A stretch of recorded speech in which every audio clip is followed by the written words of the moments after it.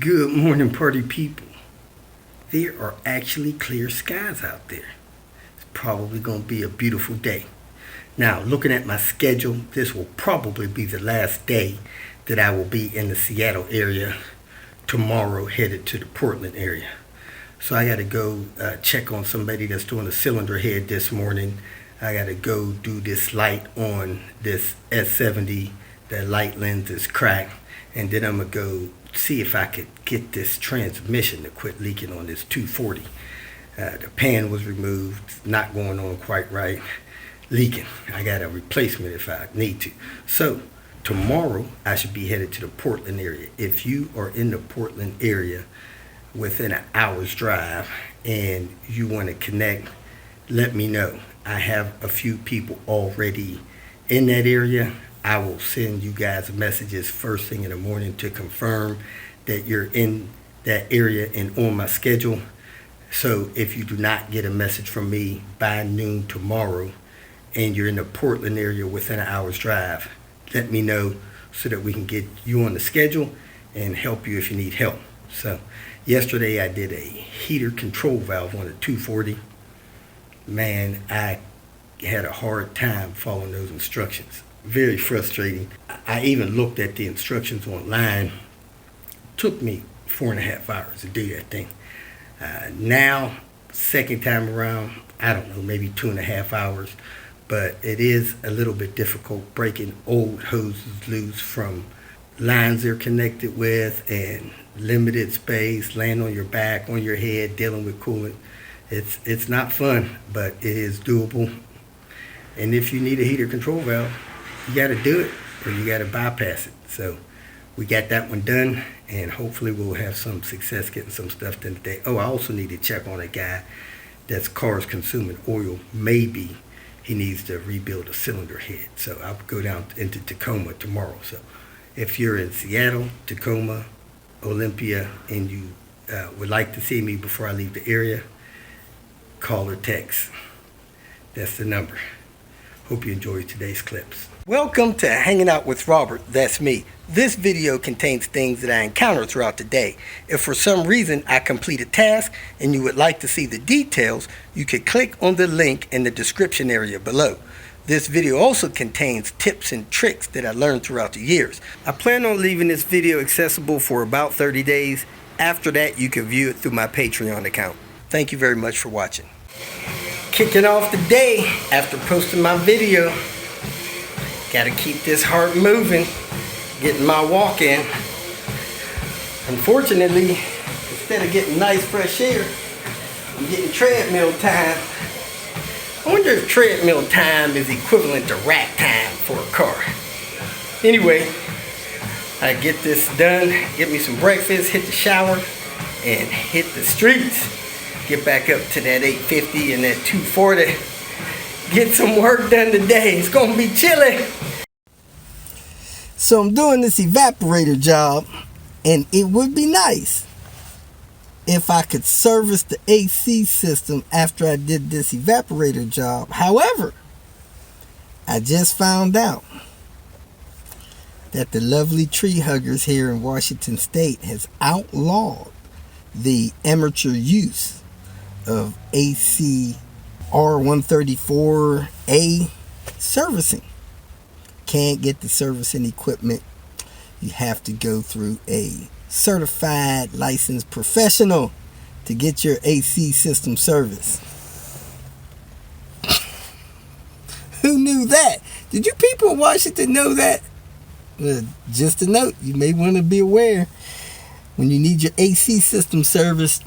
Get that pocketbook ready, because those places, they used to be $125, $175.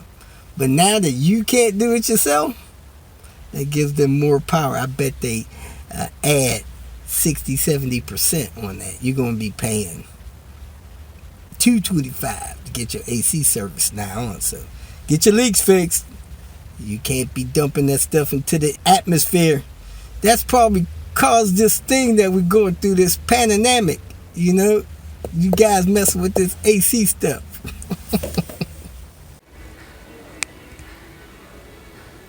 Can't believe it. Well, folks, I am back. It is time to get in here and replace this evaporator and go from there. Let's get this cracking. Cracking. Yes, sir. Time to pull that last bit of dash back. I will say, I think it is colder today than it was yesterday. Chilly Willy, it's trying to snow. Just don't have enough falling from the sky. Got this evaporator out. I really can't see where it's been leaking much. If so, very little. However, I'd say that thing is, 85-90% plugged. I can barely see too much daylight in there through that thing. The air comes down the front of it and gets sucked through, and this is what happens when you don't have a cabin filter. It clogs this up. I cleared out a bunch of stuff out of there that of course tries to get sucked down in there, and this is all the stuff that makes it through.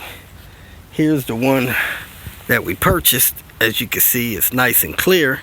However, they did not include any gasket material. So if this doesn't come off relatively easy and stick onto that, I'm going to have to run to Home Depot somewhere and get some weather stripping to put on a new one. I have no idea why they didn't include the gasket material in there. That stinks. I guess I should have opened that box, checked that part far before now. The fine people here at this property let me have some, what they believe is permanent double-sided tape in their scissors.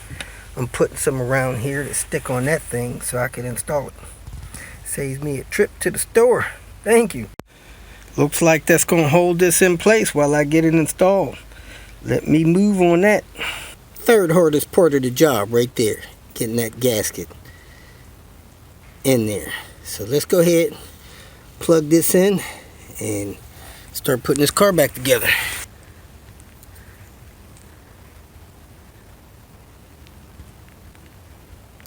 Got it in position. Time to put it back together.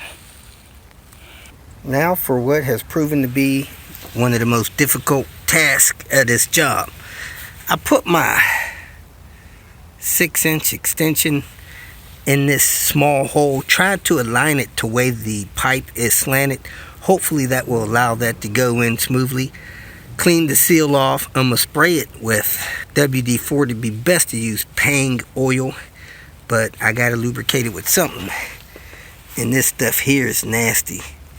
I don't want to lube it with that. That leaked out of the evaporator. That's leak detection stuff. I don't see it coming out nowhere, but we were clearly very low on refrigerant.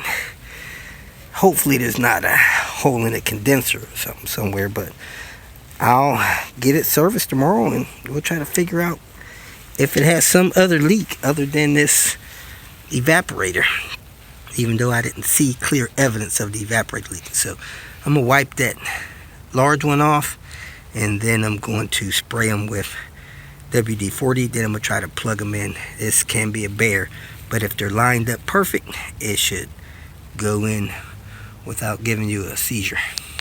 Looks like I got them both locked in, baby. See that spring? You want to see the spring and not the lip. The spring and not the lip. They are locked and loaded. We should be good to go. Now I'll put this bolt back down here. Supporting these mounts.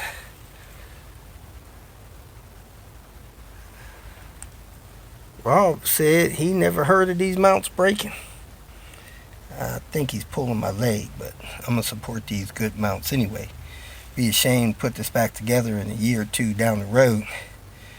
This car be in Arizona somewhere and these mounts start breaking on them. Car is running. Parking brakes on. Trying to get this thing to take a picture. Turn off this dang flash. It won't do it for me. Got everything together except for the ashtray. And I'm sure what's going on with that stereo and these lower panels, so they can take it, get the AC serviced, and see what's going on with this thing. Shut it down, go get something to eat, call it a night. If you feel that this information was useful, please like it and share it with your social media friends. You can subscribe to my channel so that you will get notifications of future videos that I post. You can follow me on Twitter, and if you need to contact me directly, please visit my website. And if you have any questions, leave them below, and someone or myself will reply to them. Again, thank you very much for watching.